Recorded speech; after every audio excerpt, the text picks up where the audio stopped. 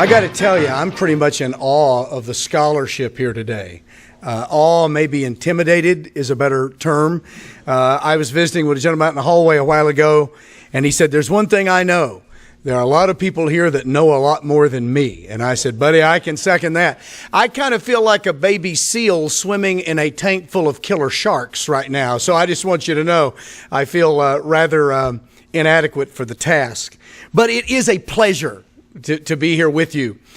A lot of questions as to why a pastor gets involved in politics and why in the world would I run for the legislature. And I was, by the way, a full-time pastor all that while. I was pastoring a church of about 1,000 folks. So it was a fairly large church, and I stayed there that entire time. And then when I ran for governor, same thing.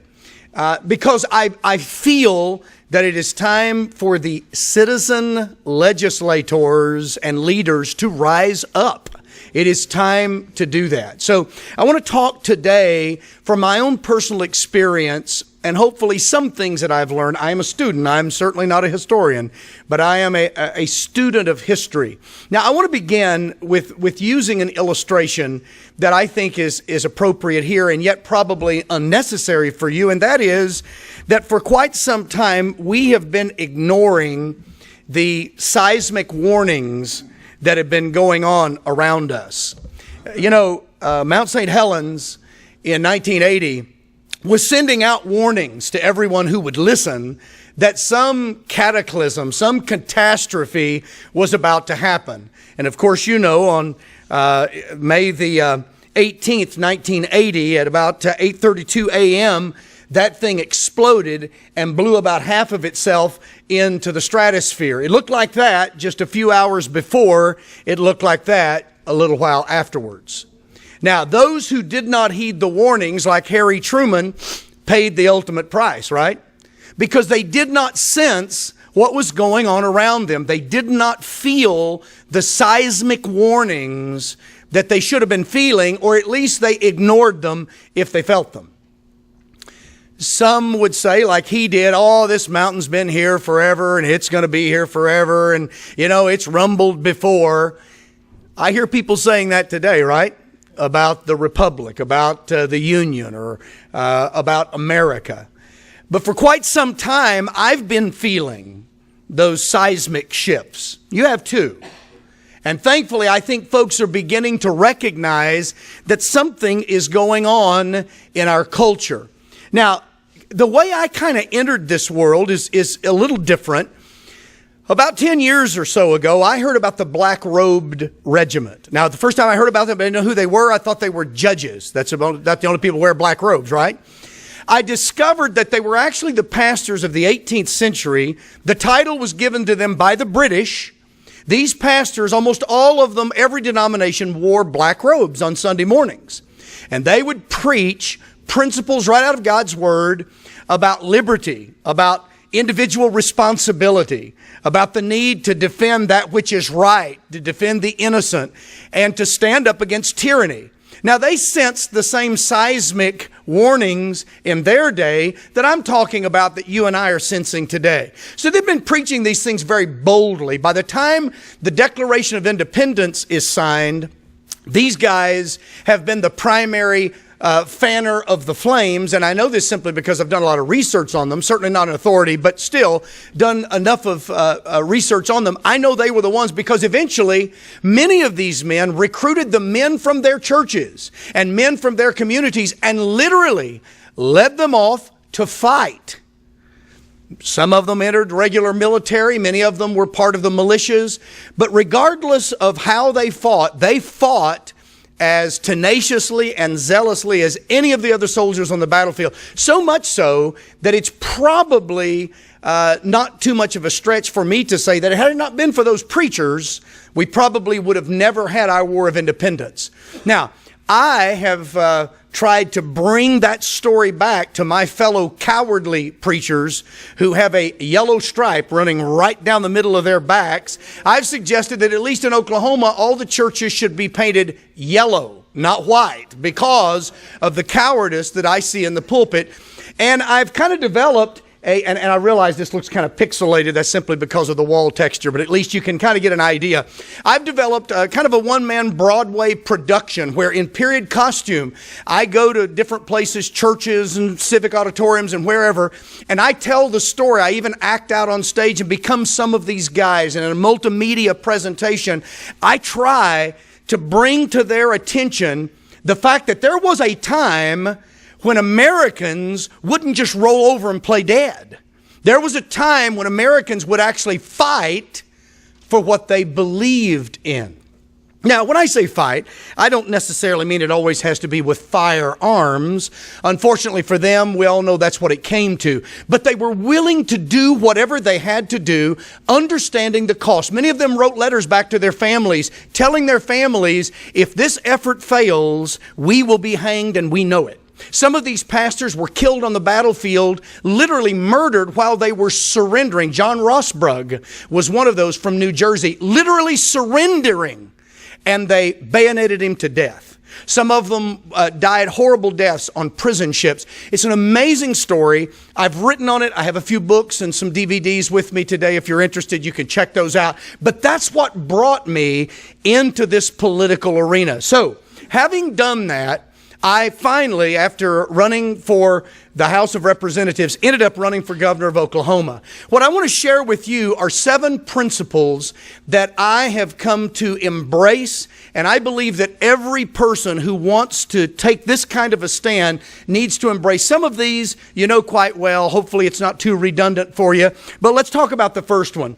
First of all, we need to understand that everything rises or falls on leadership. I remind this to pastors because they are the reason that at least in Oklahoma, 1.3 million evangelicals out of a population of 3.9 million citizens are basically sitting mute with their hands tied together doing almost absolutely nothing because they are the leaders. And so I blame them for what's going on, at least in my state, and I believe that that's true for many other states. So for me, I understood that to be, well, Dan, you're a pastor, you've been trying to lead, but I think it's time for you to run for the House of Representatives. My church, my elders embraced it completely. I ran for the House, stumbled around, and got elected. And so I served for 2 terms. Now, I think you can already tell I'm a pretty strong conservative. And I found myself in a legislature with a Republican supermajority, so-called conservative supermajority, in both houses of the legislature, every statewide office held by a supposed conservative Republican, and I found myself fighting for just basic principles because these people were either very confused or were liars, because they had run on things they would not fight for. After 2 terms of that, I told my wife, Pam, I think we're just going to have to make a difference doing something else, pastoring and doing the black robe thing. And so after serving 2 terms in this legislature, you know the story, I ended up running for governor. But I walked away from a 3rd term where I was unopposed. And as I said last night, even I can win that race, okay? So I was completely unopposed, stepped down because I saw the hypocrisy. But I knew that everything rises or falls on leadership.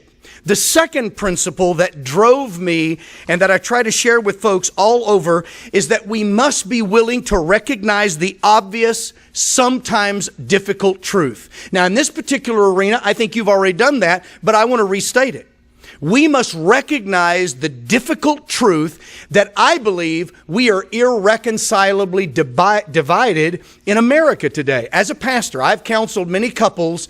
I've never counseled couples to go get a divorce, but I've counseled couples that I knew were going to get a divorce because they were simply irreconcilably divided. One of them was being unfaithful. Something was going on, and I knew that their marriage was going to end in divorce.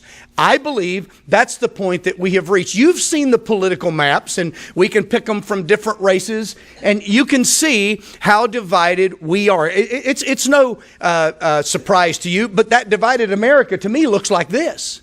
Because we're so polarized that if you follow anything in the media, you know that we're throwing stones at each other.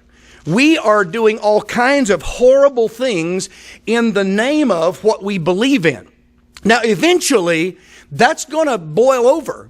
And I'm telling crowds that we better learn how to peacefully deal with this issue, or we're going to have a major problem. I don't know what it's going to look like, but I'm telling you, it's not going to be pretty. So just imagine with me a magnet with the two poles, the metal filings that illustrate that pole, and let's just see how divided we really are. Take some issues like the pro-life issue. I'm an abolitionist. I believe that abortion's murder and ought to end. That's one of the things I ran on. Now, on the other side of the spectrum, you have those who believe that you ought to be able to abort a baby at any stage in the pregnancy, basically. Now, how in the world are you going to reconcile those two polarized views? I would argue you're not. Let's take a different subject. Let's take what I consider biblical marriage, one man, one woman. Of course, there are others who believe that marriage can be anything you want it to be. Now, how are you going to reconcile those two polarized views? I would argue you're not. Let's take a different issue. Let's take individual gun ownership. I believe that I have an unalienable right given by God to defend myself and to possess and bear a firearm anywhere that I am, other than if somebody on their private property doesn't want me to do that. Well, there are others who not only are against that, they don't believe you ought to even be able to own a gun, period. Okay, now how are you going to reconcile those two? Or consider those of us who believe in strong state governments and those nationalists who believe that Washington ought to call all the shots. My point is, you're never going, I don't believe, reconcile those two polarized ideas. The third idea is that I came to, and I believe that those who are going to attempt to do what we did in Oklahoma, we have to embrace the concept of the consent of the governed. Now, I know you know all about that, but friends, I'm telling you, most people don't. They don't understand the concept of the consent of the governed. They believe, they won't say it, but they actually believe that they are given their rights by a benevolent government. They don't understand that they're actually the one beneath God, receiving their rights from God, and then they bequeath or delegate limited power to their government. We have it upside down. Most people do. They don't mean to. They're just upside down. So you think about those who began to travel to North America early on. Why were they coming here? To get away from tyranny. They were wanting to live a life according to their own dictates, whether it was faith or commerce or philosophy, whatever it was, they wanted away from that. Eventually, of course, you know that was ensconced in the Declaration of Independence. We've heard a lot about that at this conference, where they said, look, the government derives its powers from the consent of the governed. And like I said last night, I don't consent to a lot of what's been happening to me for a long, long time. Just this past April the 15th, I made a contribution to Planned Parenthood. I do not consent to that, but I did it anyway. Now, who has the power to force me to contribute to an ideology that I believe is, to use Michael Bolden's words, repugnant? Okay? I mean, who has that kind of power? Well, Washington, D.C. thinks they have that kind of power, and as long as we think they do, they will. So, I began to share across the state, friends, no one wants a philosophical or political way of life forced upon them against their will. Now, that's why I so respect Marcus from California. He and I probably do not see eye to eye on a lot of things. We've been on a conference call together, and I can tell you there are things that he would disagree with me vehemently about. But I can tell you one thing I do agree with him on. I don't want him forcing his philosophy down my throat, and I certainly don't want to force my philosophy down his throat. So why not we find a way where we can not do that? So, in running for governor, I told the people of Oklahoma, it's time to have an executive who understands this and will actually act upon it. Not just promise it and then do nothing. Of course, most folks running for governor wouldn't touch state sovereignty with a 10-mile long pole. Forget about the 10-foot pole. They wouldn't even consider it. Many of them probably don't even understand it. I was running on it unashamedly. You know what I discovered? That's what the people want. All over Oklahoma. And by the way, a lot of you Texans down here, same way. I discovered that people are just waiting for a leader to stand up and say it and actually have the courage to do it. So that was one of the principles. And then the fourth one is we've got to come to the place, and I know that this crowd pretty much is there, that we believe that the federal government's powers are limited. For far too long, we've been told that we can't do anything about it. Now, Bolden, like I figured he would do, jumped on all those Jefferson quotes that I wanted to use, but here's one he didn't use. Probably he's never even seen it. But anyway, this is the quote that I want to give you. You probably are very familiar with this. In 1823, he says in a letter to William Johnson, "Can any good be effected by taking from the states the moral rule of their citizens and subordinating it to the general federal authority? Such an intention was impossible and would break up the foundations of the Union. I believe the states can best govern our home concerns and the general federal government our foreign ones." The average American doesn't even know that anything like that was ever said by a former president or one of the framers or founders or anyone else. They can't even fathom this kind of idea. They believe that Washington calls all of the shots. It's the exact opposite of many of those who were working to craft what we've all enjoyed for so very long and has now gone so far astray. And so I was sharing these things. Here's the one that Michael used. Jefferson went on to say, look, if the federal government does anything outside of the parameters of their power, it's what? Unauthoritative, void, and of no force. So then, I told the citizens of Oklahoma, guys, I do not believe the Supreme Court had the authority to force abortion on us. I don't believe the Supreme Court had the authority to tear out a section of our state constitution that defines marriage for Oklahomans and just usurp authority. I don't believe they had the authority to do that. And I'm running for governor. And if you agree with me as your governor, I'll tell them to take a hike. You cannot believe the kind of energy that began to produce in citizens who've been told all of their lives they can't do anything about it. So what we have to have is men and women who are willing to answer this vital question. Do the states matter? Because friends, if we've come to the place that they don't, then we probably have lost the game altogether, at least in the way that we're discussing it. Think about it, for instance. States, what do they have? Official borders. States have official state constitutions like we do in Oklahoma. A state capital that's official. A state legislature, an official judiciary, an official state-wide executive. Why do we have all of those things if they're just redundancies from the federal government?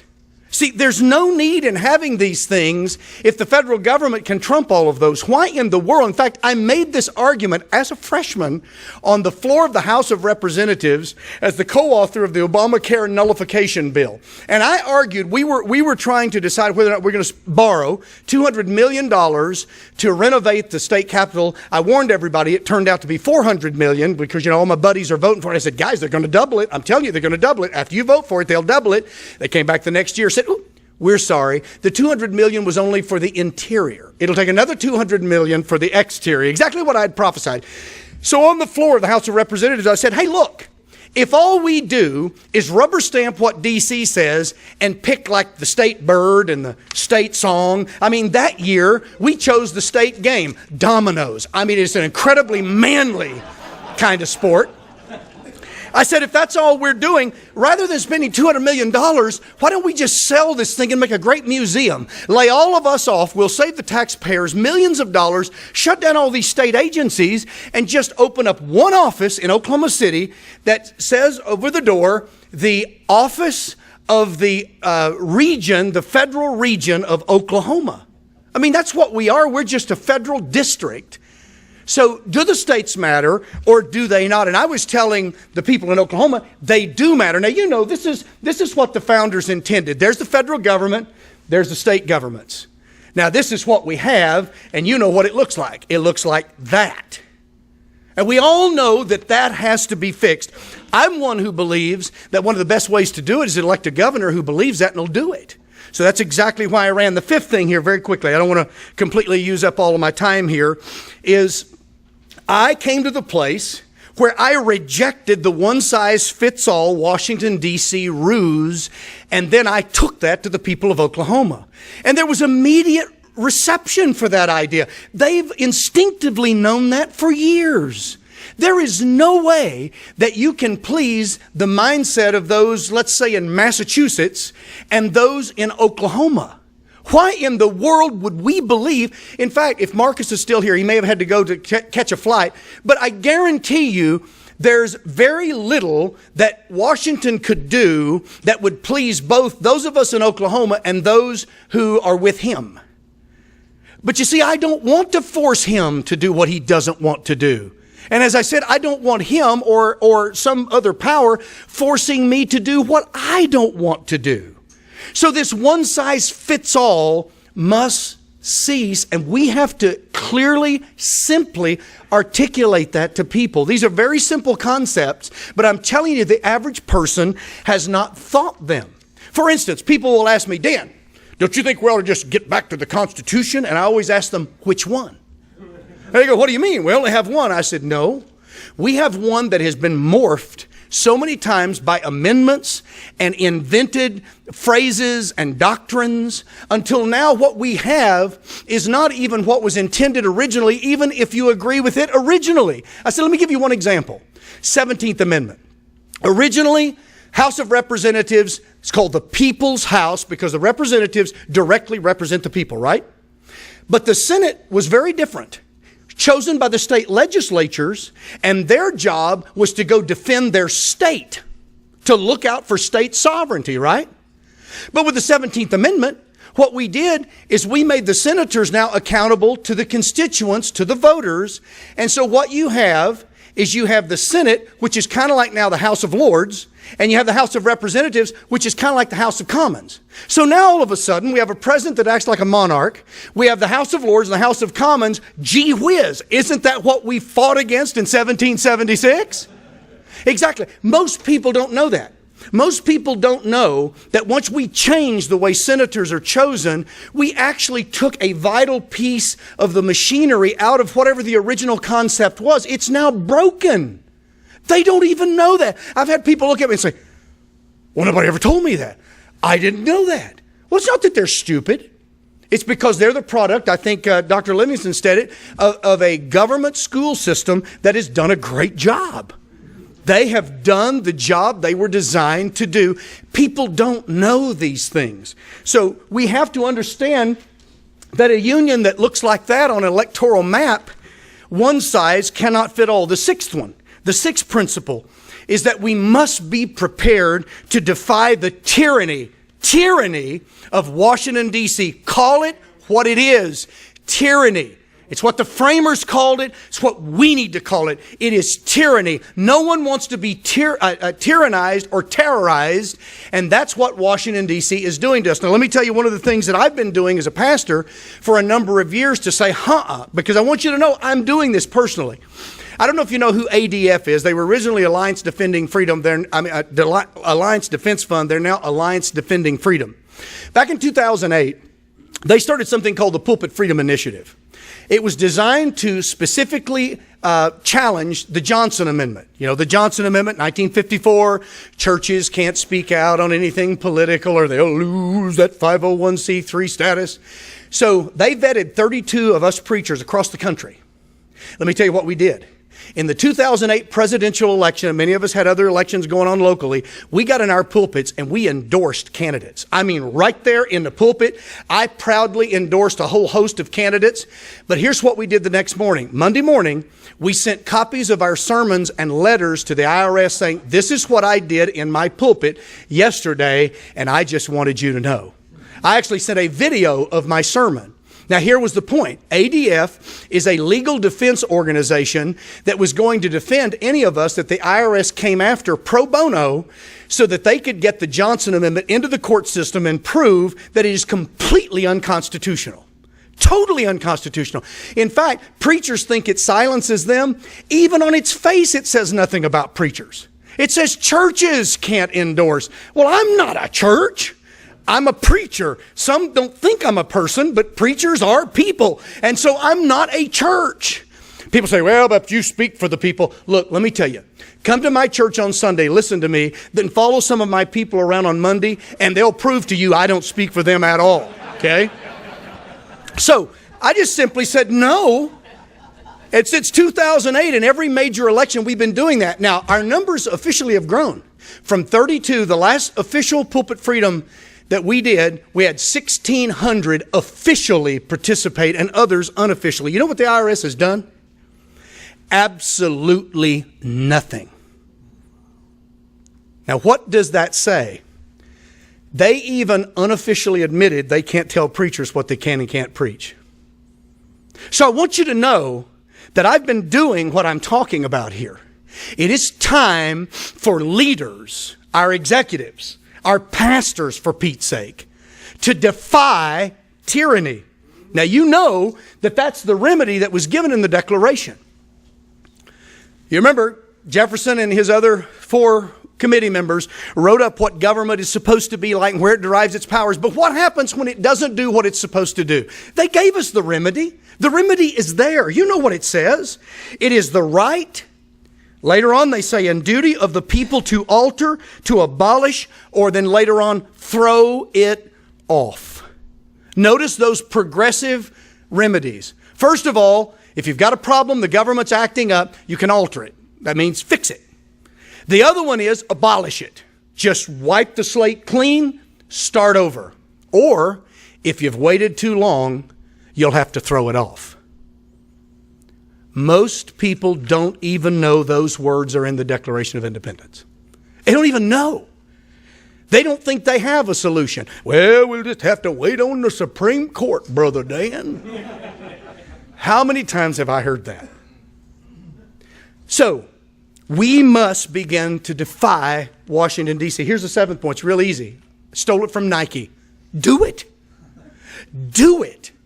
And that's what I ran on. Just very quickly here as I'm wrapping things up. Let me share with you just the 6 things that I was going to do if I'd been elected governor. Now, I understand things change on the ground. Okay, I get that. But this was my platform. This is what I was going to do.